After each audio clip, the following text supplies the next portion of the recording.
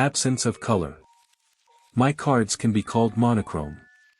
The basis was colored cardboard. In one deck, it is greenish-gray, and in the other, it is terracotta. I used white and black colors, as well as white and gold. Color interpretations are not so important to me. More important is the visual recognition of familiar images. My cards are not works of art or illustrations on the theme of tarot arcana. This is a tool for reading spreads, and it is important to me that the cards form an array of simple and understandable symbols for reading, as happens with an array of text. The cards do not create excessive color noise.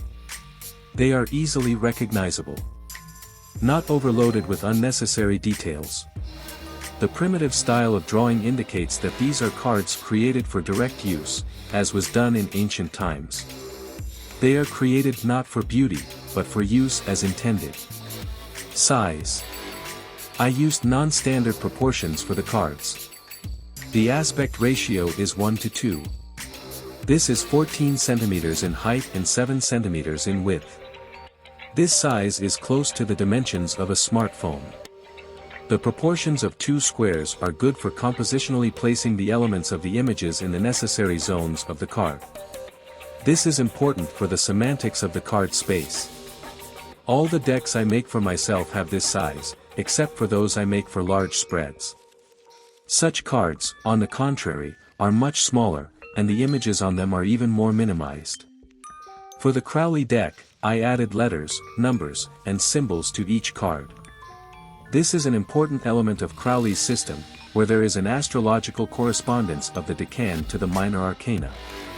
I added letters with the designation of the socionics type according to the MBTI system for the court cards, and also added symbols of the primary elements for the suit and rank. This should provide an entry point for studying the arcana according to correspondences in different systems. I took the text of the Book of Thoth by Aleister Crowley as an instruction for drawing the cards. I believe that the paintings drawn by Frieda Harris were rather illustrations for the Book of Thoth. They were never used by Frieda Harris for cartomancy. Many important details cannot be seen on a small card, and the cards are not interconnected, since they are separate pictures. I fixed this. All the court cards have a pose, a direction of gaze, an attribute located in one direction or another relative to the neighboring cards. All the cards interact with each other in the spread if you look closely,